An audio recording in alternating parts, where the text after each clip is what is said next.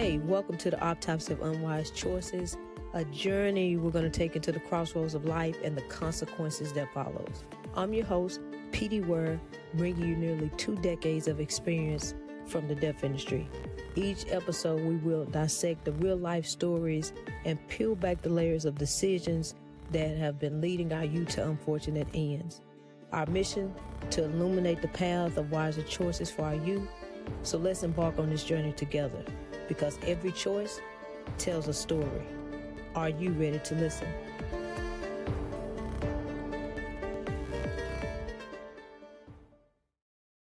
Hey, welcome to the Autopsy of Unwise Choices. I'm your host, Pam Ware, and today I have the pleasure of speaking with Mr. Tristan Beattie, who is going into his junior year at Memphis Business Academy. Now, Tristan is an awesome young man that is doing wonderful things in and outside of the classroom.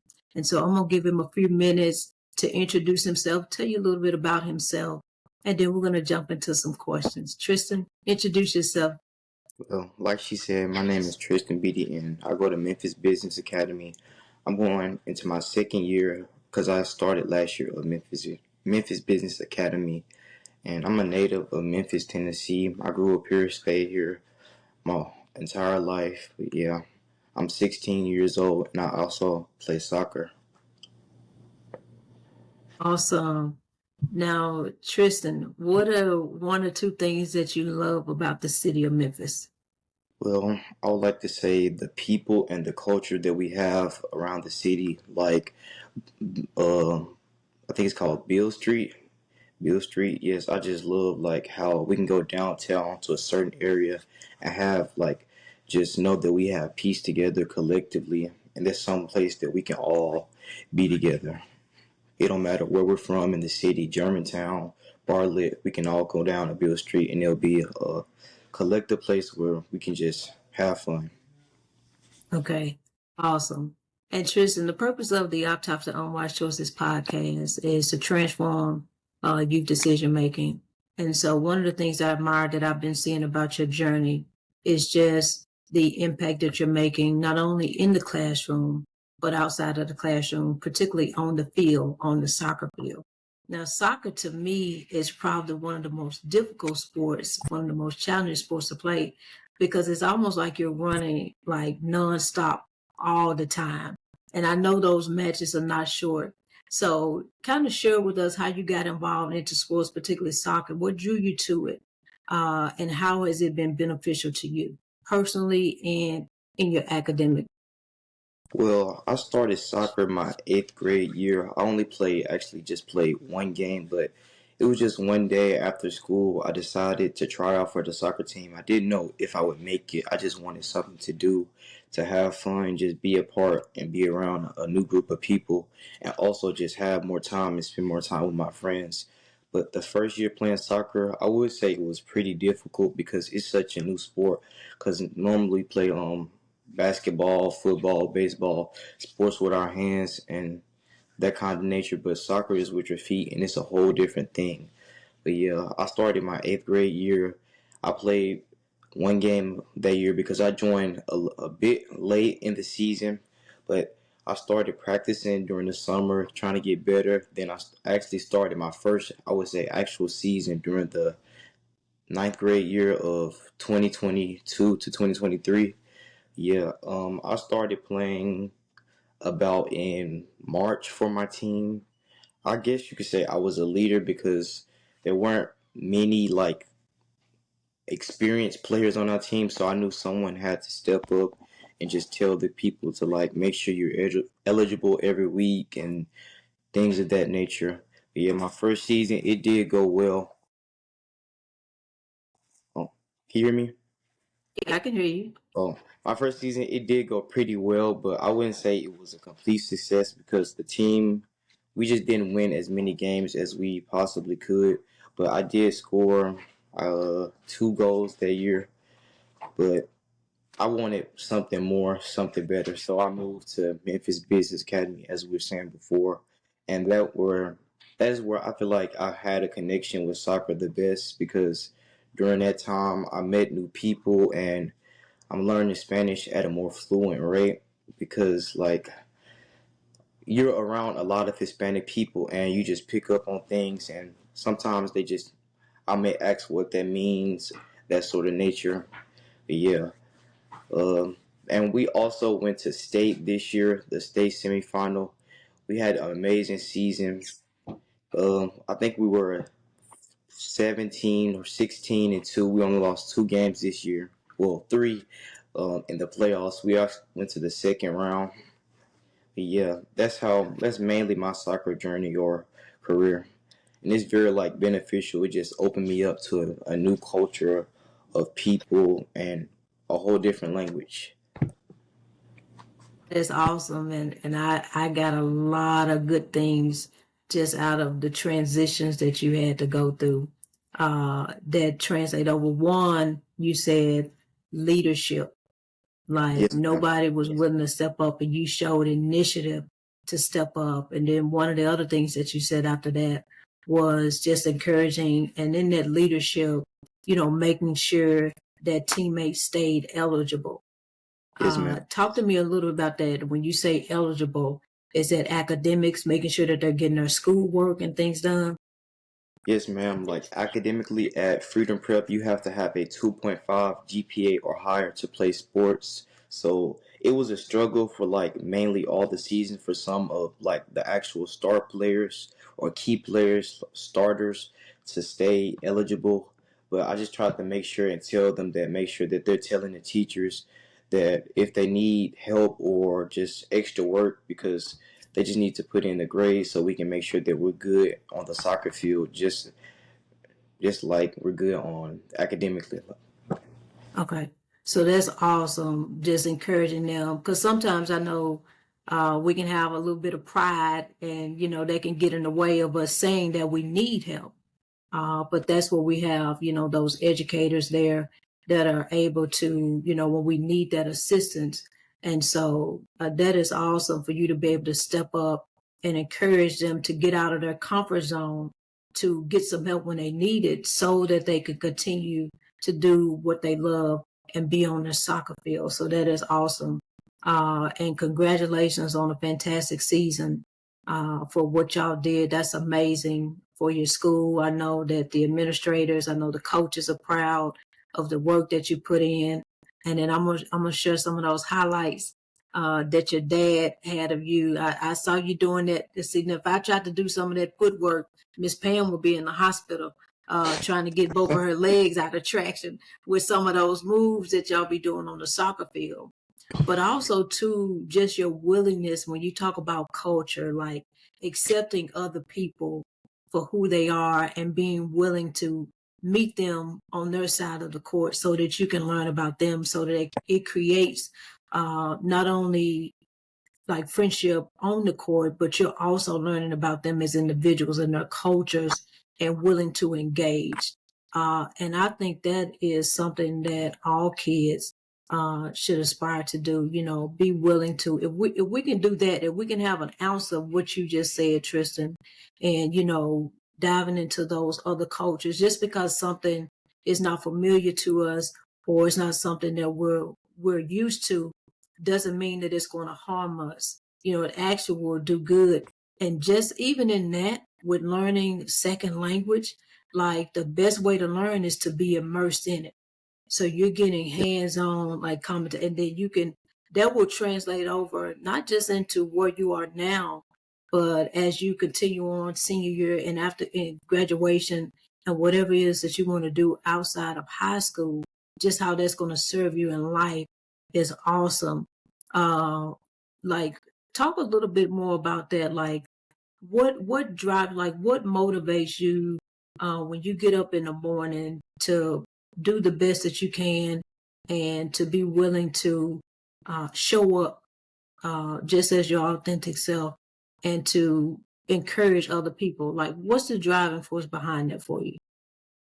I guess it's been something from like a young age just to have confidence and know that somebody has to do something, be have an initiative like to just be active, like knowing that someone is there to help you. I guess you could say that, and you said also said to talk about what drives me, I would say mainly just my family, I guess you could say, because I know that when I wake up, whenever I'm doing, it's a reflection of them, and I just want to make them proud. That's awesome. Tristan, if you would, I know that everything, it's fun when we out there on the soccer field, when we're having fun, spending time with friends. But talk about some of the challenges that you've had, on the field, off the field, and how you navigated through that.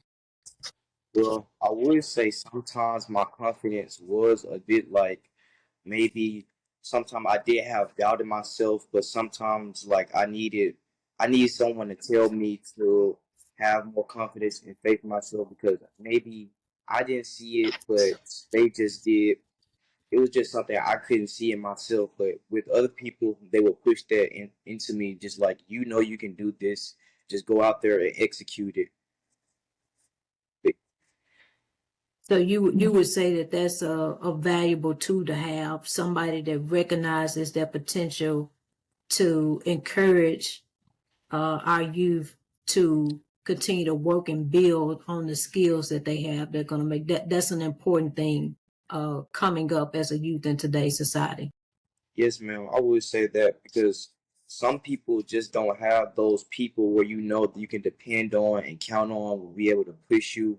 Just like, and I would say mostly growing up in Memphis, some people don't have those resources and tools to have just a person that will motivate you and push you in the right way in the right direction in life.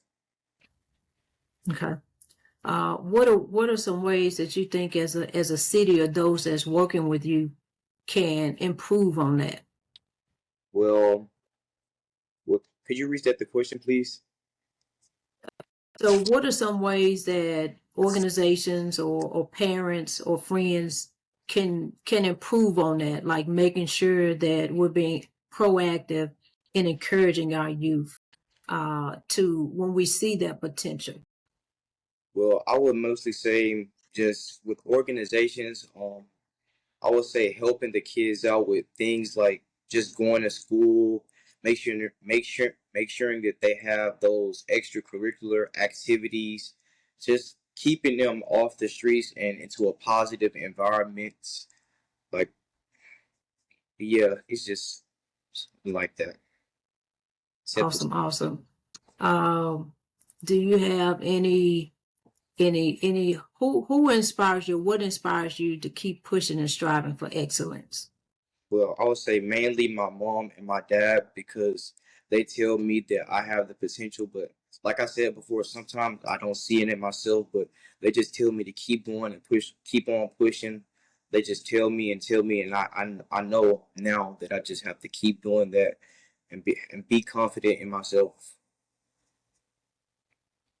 So if you if you could highlight at least one or two moments that have been some of your highlights, what would they be? Um, I would say when I scored my first goal because it was something that I was surprised in myself.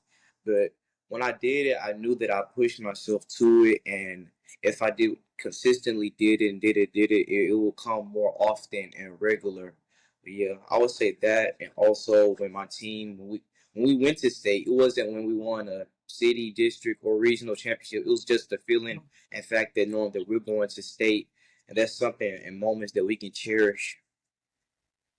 Yeah, absolutely. So just having a glimpse into the new realm of possibilities. Would you agree that that just further solidifies that confidence that you have in knowing that the success that you can achieve is endless if you stay dedicated and you're committed to what it is that you set out to do from the beginning, even if it doesn't, even if you have to take so many different steps to get there. It may not be a straight road. You may have some curves in there. You may have some dips in the road. You may have some traffic along the way that you may come in contact with. But if you just stay confident and when you get to those certain milestones that they create a whole nother level of confidence that you can tap into that you never thought possible. Would you agree with that? Yes, ma'am, I would. Okay. Okay. Do you have any favorite quotes, Tristan, that you keep, or any favorite verses that you keep on a regular basis that you go back to? Well, post wise, I always think to myself, my mentality is that the hard work will always be talent because going into soccer, it's kids that are way more experienced than me, and I started late. And I knew if I would have started earlier, I could have maybe had a bit of talent, but with my mentality, I always know that hard work be talent, and me myself, I have to push myself. That's the only way that I can be as good as someone talented. And just joining soccer, I know it's a sport with many nationalities. All people all across the globe, they play the sport. But yeah, me, I joined it a bit late. But with my mentality, thing that I think about a lot is that hard work will always be talent. Absolutely. And one of the quotes that I've heard in the past that I refer back to sometimes when talking to you is that I think sometimes some people will find themselves in places where their talent will get them there, but their character can't keep them there. And so it's not just about having the talent, but it's about having those character traits, those morals and values that are going to help outside of just in life in general, on the court, off the court, on the field, off the field, in the classroom, outside of the classroom. The values that we have make a huge difference in the possibilities that we have. And I'm a firm believer that the better choices we make, the better choices we create for our lives. Tristan, if I can ask, is there anything else that you want to share with our listeners about your journey, the importance of making those wise choices and the benefits of making wise choices, and maybe even share like what your goal is, what are you seeing like going into your 12th grade year or even beyond high school for yourself? Well, I would say for the viewers that you have to be the base of it all. You have to know that you can push yourself, and that you have to know that whatever you're going into, you have to put time into it, effort into it, hard work into it. So that's the only way that it's going to work, and that you have to have faith in God. That's the only way that it's going to work. Awesome, awesome. And for all of our listeners, especially those that are working with youth, I'm always encouraging if there's a young person in your life that whether it's your child, whether it's a neighborhood kid, is your neighbor, like encourage them. If there's something that's been on your heart that you wanted to share with them, if you're seeing them making good strides, encourage them when you see them doing good, just like we would if we see them going down the wrong path. Let's not just stand by and watch our kids self-destruct. And so, Tristan, I appreciate your time, young man. I appreciate what you're doing. Thank And you. I look forward to getting more and more of your success stories and Yes, seeing more and more great things from you in and out of the classroom this upcoming year. And I hope you enjoy the rest of your evening. And thank you so much again for blessing us on the podcast. thank you for having me. All right. Enjoy the rest of your evening. You too. Goodbye. All right. Bye-bye. Bye. Thank you so much for joining the Autopsy Unwise Choices, where today's stories are more than just cautionary tales. They're beacons guiding our youth towards better decisions. And remember, the choices that they make today shape their tomorrows. So if today's episode moved you in any way, then share it with someone who needs to hear these lessons. Follow us at pdwhereinspires.com to check out the weekly blog, book speaking engagements, and check out dates for upcoming live events. And remember, until next time, encourage our youth to make choices that pave the way for brighter futures.